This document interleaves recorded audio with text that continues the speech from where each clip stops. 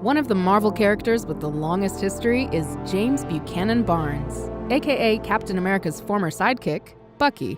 In fact, Bucky predates just about everyone except Namor, the original Human Torch, and Cap, who debuted alongside him in 1940's Captain America Comics #1. But from his humble origins as a teen commando, Bucky quickly proved to be extremely dead. And while some heroes would let a decades-long dirt nap be the end of their story, Bucky returned in 2005, all grown up with a shiny new arm, brooding eyes, and a dark, mysterious past. And over the last 20 years, Bucky's evolved from a shadowy outsider to a major part of the Marvel Universe, and a major force within the Marvel Cinematic Universe. But how did this kid from the 1940s transform from a sidekick to a memory, to a Russian assassin, to Captain America, to a solo agent, and finally to a team player? We're here to answer all those questions. And also, why did he wear a mask if his civilian nickname was also Bucky? Guess he's simply always been that cool. This is Marvel Recap, Bucky Barnes, the Winter Soldier, with a special shout out to the official handbook of the Marvel Universe research team for their help. James Buchanan Barnes was born in 1925, son of Army officer George Barnes. Bucky grew up at Virginia's Army base, Camp Lehigh, where he had some trouble making friends. After his mother died when he was 10, Bucky and his sister Rebecca were raised by their father, until he was killed in a training accident. And while Rebecca was sent to a boarding school, Bucky stayed at the Army base where his father's Army buddies agreed to look after him. As Bucky grew up, those friends taught him valuable military skills, as well as how to make some money selling contraband to the base's soldiers and officers. His skills impressed the base's commanders enough that a few months before his 16th birthday, Bucky was offered a special assignment. He was shipped off to England, where he trained with the Special Air Service, or SAS. And after a brief audition, Bucky met his new partner, Steve Rogers, officially becoming Captain America's partner. Also named Bucky. Or at least that's the modern version of Bucky's origin story. In the original version from Captain America Comics #1, Bucky was Camp Lehigh's mascot, until he just stumbled into Steve changing into his uniform. Oops. Maybe recruiting him was just easier than telling him to keep his trap shut. And in that same issue of Captain America Comics #1, Bucky and Cap faced off against the Red Skull, who would go on to become their greatest enemy for decades to come. Now you may be asking, why would Captain America need a sidekick? Well, as Captain America once explained, Bucky was his advanced scout, clearing the way during missions and doing all the shadowy things that Captain America couldn't be seen doing since he wore the American flag. And for someone who had trouble making friends as a kid, Bucky ended up joining a lot of super teams. First off, he and Cap teamed up with Prince Namor the Submariner, as well as the original Human Torch and his sidekick Toro, to become the super team the Invaders, a name which was apparently suggested by Great Britain's Prime Minister Winston Churchill. And then Bucky joined Toro in founding the teen team the Young Allies, not to be confused with the Kid Commandos, which is an entirely different team group that he and Toro founded, or the Liberty Legion, which was another super team Bucky assembled made up of superheroes from Timely Comics, the Golden Age comic company that eventually became Marvel Comics and began with 1939's Marvel Comics #1. Man, 4 super teams at once? His greatest battle must have been against his schedule. So what happened to Bucky after the war? We wouldn't learn until Avengers #4, where a newly formed Avengers team found Captain America's body frozen in a block of ice.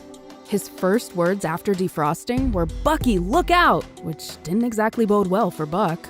Cap told them that his last memories were of him and Bucky at a European army base, trying to stop an explosive drone plane from taking off. Bucky tried to stop it, but it blew up, sending Cap tumbling into the water, where he spent decades frozen in a block of ice. Bucky's death weighed so heavily on Steve that he considered giving up being Captain America, as it would be meaningless without his partner. But then Bucky returned! No, it was just the Hulk's pal Rick Jones, who apparently looked just like Bucky. Although, to be fair, Cap did just spend a long time as an ice sculpture, so some things may have been a little fuzzy for him. You know, like faces. But Rick made Cap realize that he could honor Bucky's sacrifice by continuing as Captain America, convincing him to run off and help the Avengers fight his old Invaders teammate Namor, who'd turned heel. And just like that, Cap was officially an Avenger. And apart from some flashbacks, that seemed to be it for Bucky in the Marvel Universe. Until...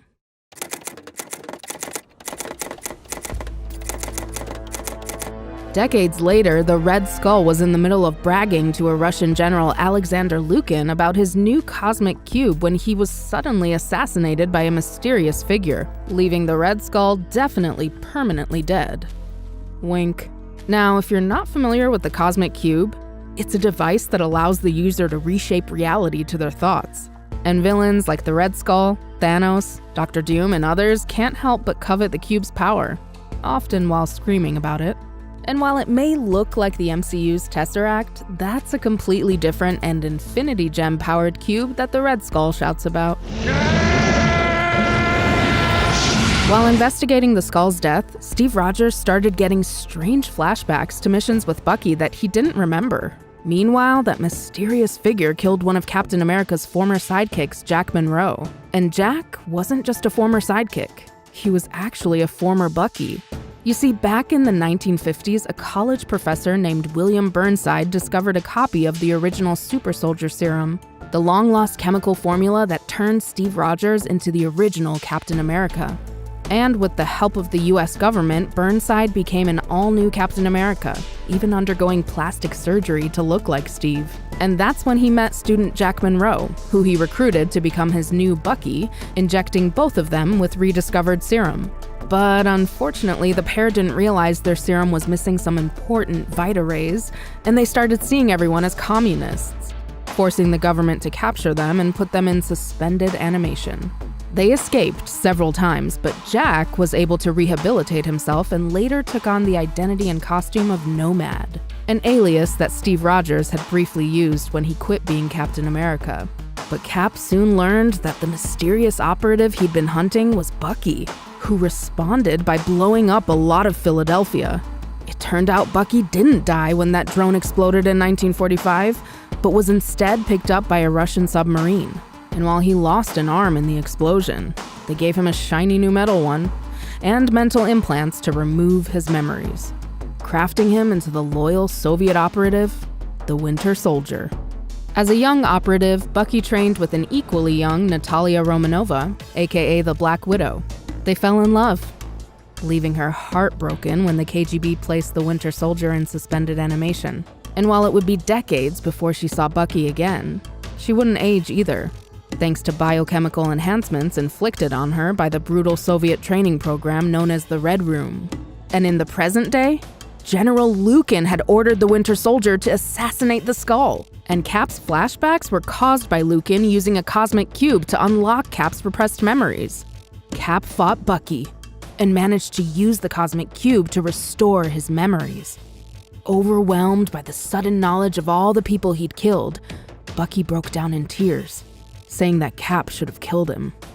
In frustration, Bucky smashed the cube, but he still couldn't escape his past, as the cube just sent him back to his old home, Fort Lehigh.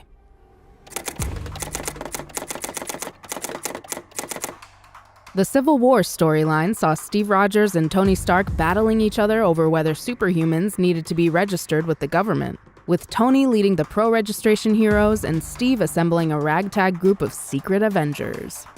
Eventually, Steve surrendered, only to be quickly assassinated.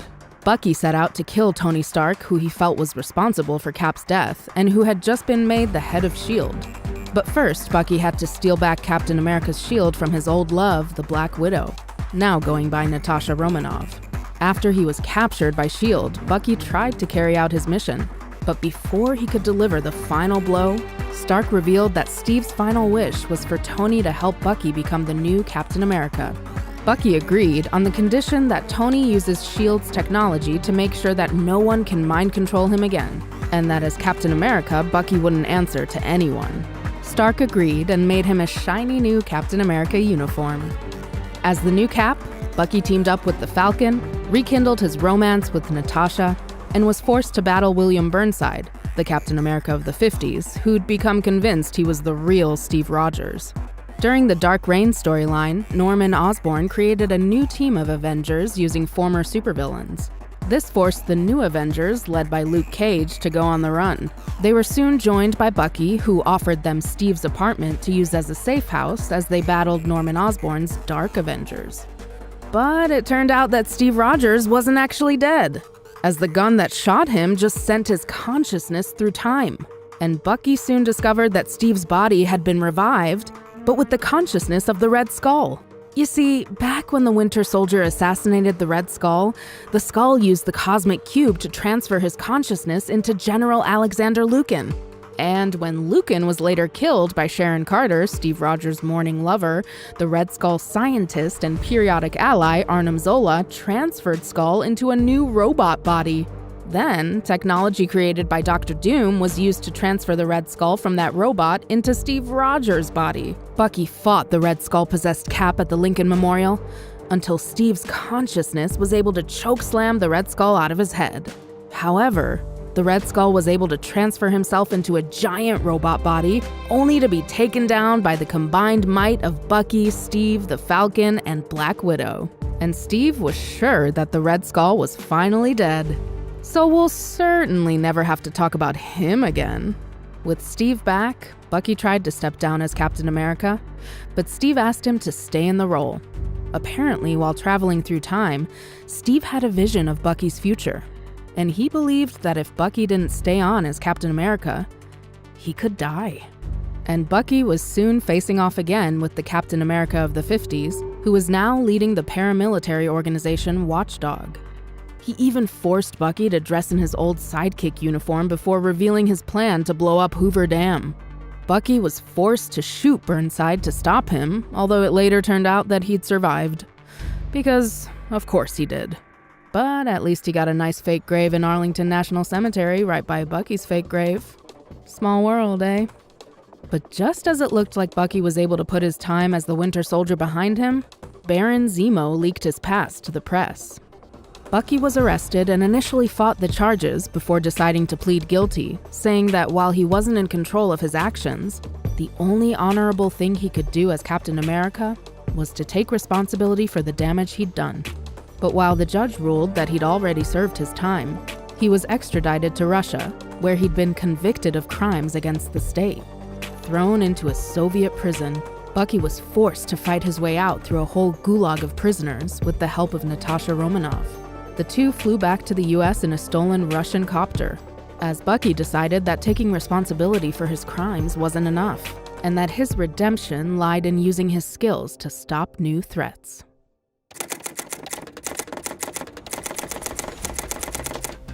During the Fear Itself storyline, the Red Skull's daughter, Sin, used a magic hammer to harness the power of the Asgardian goddess, Skadi.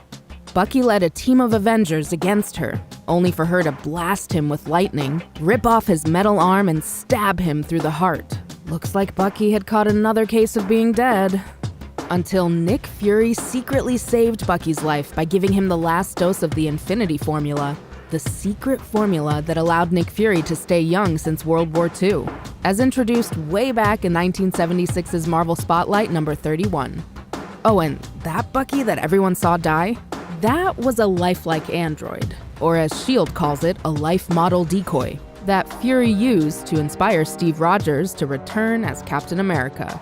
And with the LMD buried in Arlington National Cemetery, Bucky decided to let the world think he was dead, returning to his Winter Soldier identity to work in the shadows and make up for the harm he'd caused over the years.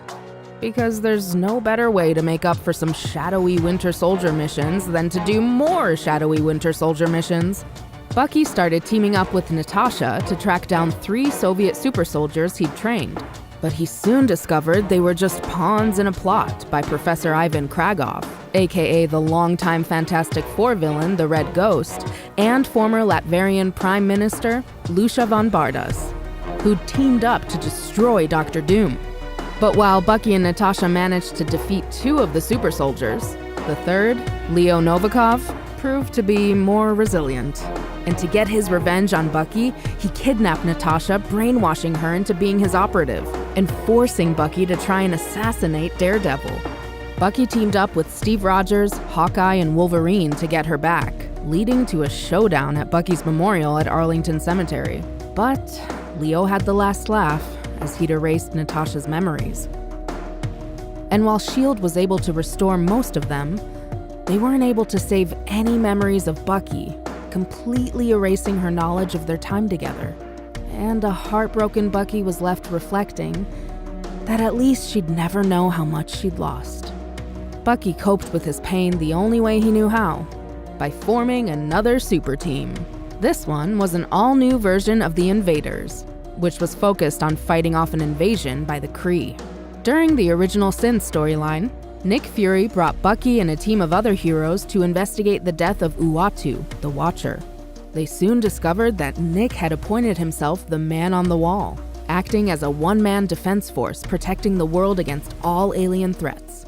No longer kept young by the Infinity Formula, which he'd used to save Bucky, Fury would be dead soon. And it was revealed that the team wasn't actually there to solve a murder, but because Fury needed one of them to become his replacement. And when Fury died, soon after, Bucky took up the job as the new Man on the Wall.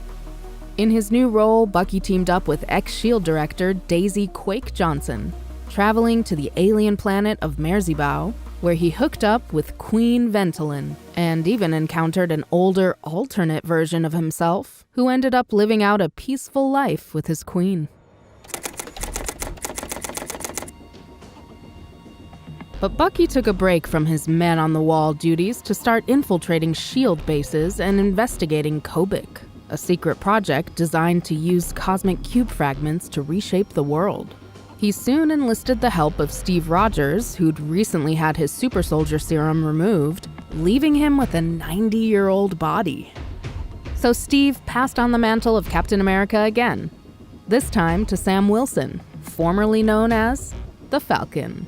This led Steve to the seemingly peaceful small American town of Pleasant Hill, which turned out to be a secret S.H.I.E.L.D. jail, where brainwashed supervillains lived out their lives unaware of their pasts. And all of this was made possible by Kobik, a cosmic cube that had gained sentience and had taken the form of an adorable little girl. And that's when some of the captured supervillains, led by Baron Zemo, regained their memories and tried to escape the prison. And Bucky and Sam soon arrived to try to help contain the escapees. But they didn't arrive in time to stop Crossbones from brutally beating up old Steve Rogers. And just as Steve was near death, Kobik used her power to restore Rogers to his super soldier prime. And while the combined might of the Avengers managed to take down Zemo, Bucky escaped the town with Kobik, who wanted to stay with him.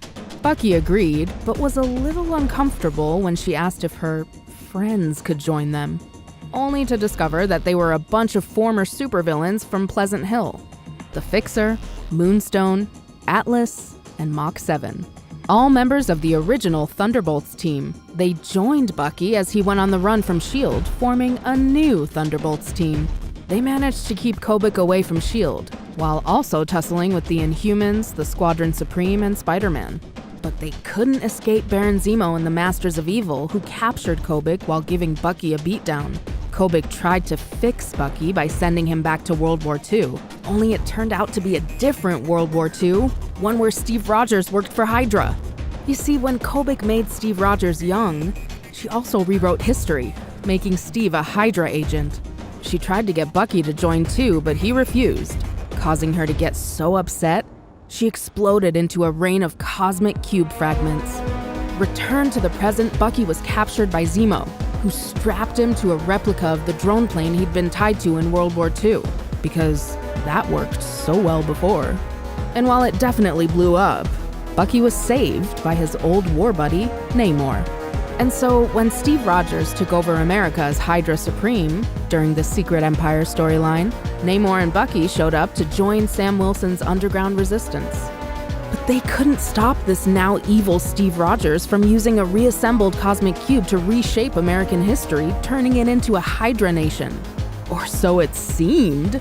because Ant-Man had secretly shrunk Bucky down with the last piece of the cosmic cube, allowing him to enter the cube where he found the real Steve Rogers and Kobik, allowing Steve to be restored to a new body. He quickly defeated the Hydra version of himself, and Kobik restored everything back to normal.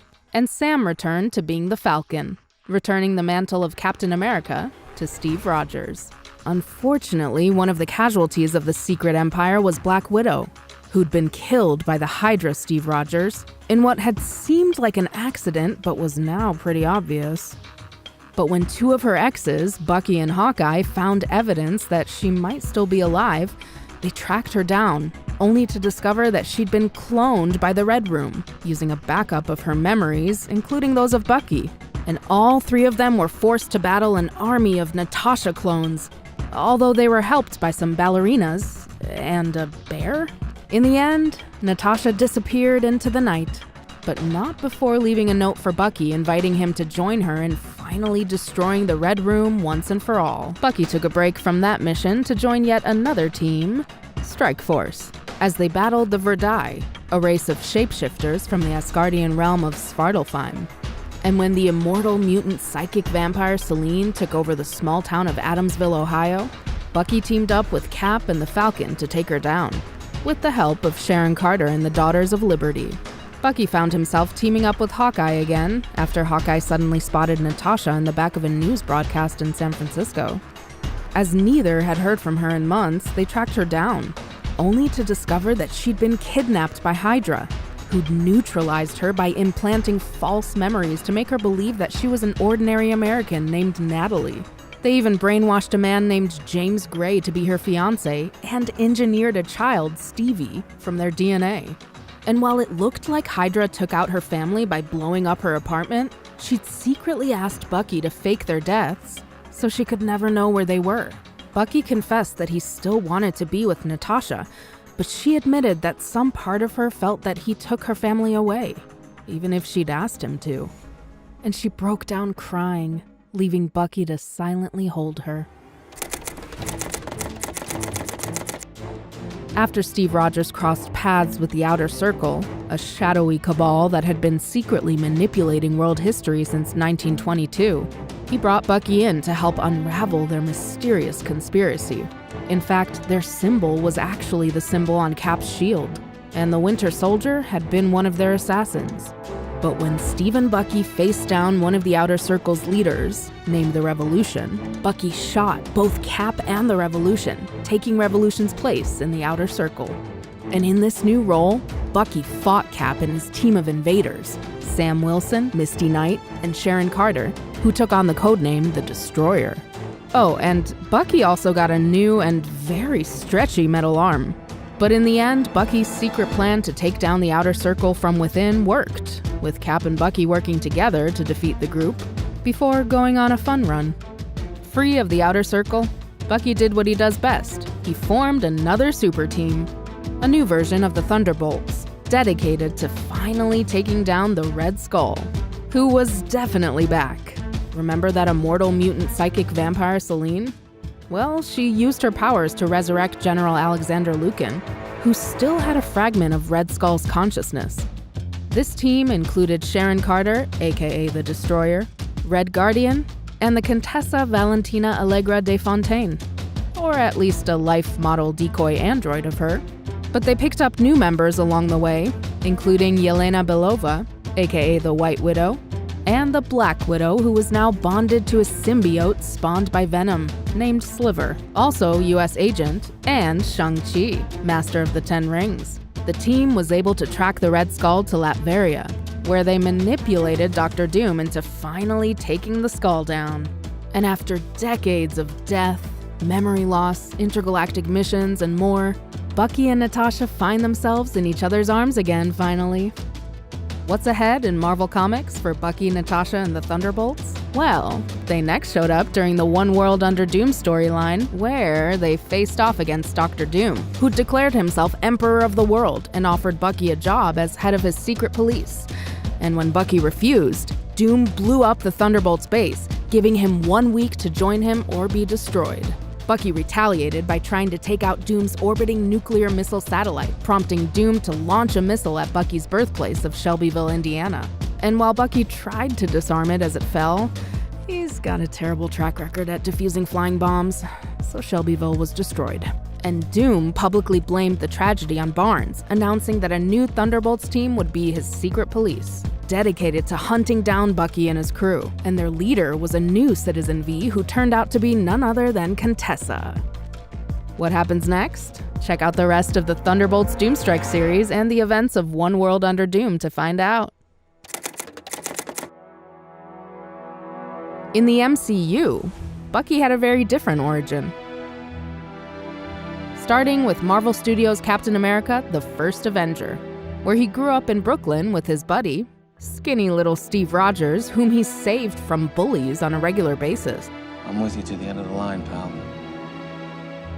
It was Bucky enlisting in the army that further inspired Steve to try to join the service, which ended up with Steve being recruited into the Super Soldier program. And after Steve became Captain America, Bucky's platoon was captured by the Red Skull, prompting Cap to disobey orders to rescue them. He found Bucky in a lab where the Red Skull had been experimenting on him. Bucky went on to join Cap's team with the Strategic Scientific Reserve, taking down the Red Skull's Hydra bases. Until, on a mission to capture the Red Skull's scientist Arnim Zola, Bucky fell to his death, seemingly lost forever. Or at least until Marvel Studios' Captain America: The Winter Soldier, where the mysterious but surprisingly familiar Winter Soldier showed up to attack Nick Fury. And when Cap fought him, he discovered the soldier was Bucky. Bucky? Although Bucky didn't know Bucky was Bucky. Who the hell is Bucky? Back in World War II, Arnim Zola had found Bucky's body, wiping his memory and giving him a fancy metal arm. And as Hydra slowly took over S.H.I.E.L.D., they used him to assassinate targets, periodically wiping his memory to keep him under their control. And when Cap, Black Widow, and Sam Wilson, aka the Falcon, tried to take down the Hydra-controlled S.H.I.E.L.D.'s plan to assassinate millions using AI-controlled helicarriers, Cap had to face Bucky again, where he proved he was willing to sacrifice himself to remind Bucky of who he was. Because I'm with you to the end of the line. And it worked, kinda, as Bucky saved Cap from drowning. And then he relaxed by going to the Smithsonian and visiting an exhibit of himself. Bucky next popped up in Marvel Studios' Captain America: Civil War, where Helmut Zemo used a Bucky mask to frame him for the assassination of King T'Chaka of Wakanda. Steve traveled to Romania, where Bucky had been laying low and buying fruit, and helped Bucky fight off the police. But he was also being hunted by King T'Chaka's son, T'Challa, who'd taken up the mantle of the Black Panther, and all of them were arrested by S.H.I.E.L.D. But in S.H.I.E.L.D. custody, Zemo used Bucky's Winter Soldier brainwashing to reveal the location of some other Russian super soldiers. Oh, and he also made him attack everybody. Bucky went on the run with Steve and Sam, who he battled for leg room. Can you move your seat up? No. Before teaming up to fight Spider-Man and the rest of Iron Man's team during a battle at a German airport. Cap and Bucky managed to steal a Quinjet to escape to Russia to shut down those Soviet super soldiers, only for Zemo to reveal that Bucky had killed Iron Man's parents back in the 90s. Awkward. And this revelation led to a knockdown, drag-out fight between Iron Man, Cap, and Bucky, where Bucky lost his arm. Again! Cap and T'Challa brought Bucky to Wakanda, where he went into suspended animation until they could remove his mental conditioning. And that lasted until Marvel Studios' Avengers: Infinity War, where the Wakandans gave him a brand new arm, just in time for the Battle of Wakanda. That's where Bucky fought Thanos' Outriders with Rocket Raccoon, who unsuccessfully tried to buy his arm. How much for the arm? But when Thanos used the Infinity Gauntlet to snap out half of all life in the universe, guess which half Bucky was in?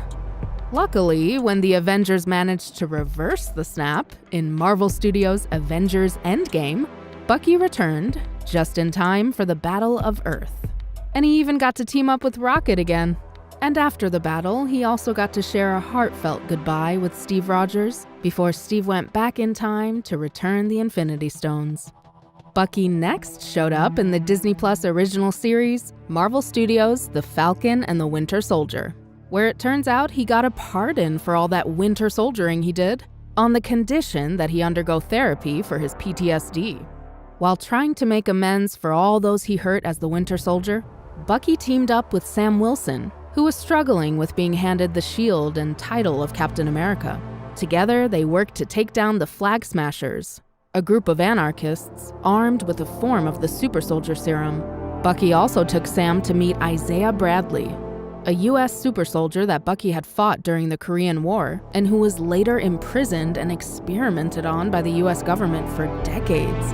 Later, Bucky and Sam had to battle John Walker, the soldier the government chose to replace Steve Rogers as Captain America after Sam turned down the mantle. But with Bucky's help, Sam was ultimately able to reclaim the shield and embrace the name and legacy. And while Bucky didn't appear in the Marvel Studios' Guardians of the Galaxy holiday special, his arm made a cameo, as Nebula gave it as a Christmas present to Rocket. Aww, it's like she gave Rocket half a hug. Oh, and an alternate version of Bucky appeared in the Season 3 episode of Marvel Animation's What If, entitled What If the Red Guardians Stopped the Winter Soldier?, where Bucky was stopped from killing Tony Stark's parents, leading to a road trip/car chase across the country, and a run-in with Bill Foster as Goliath. What's next for Bucky in the MCU?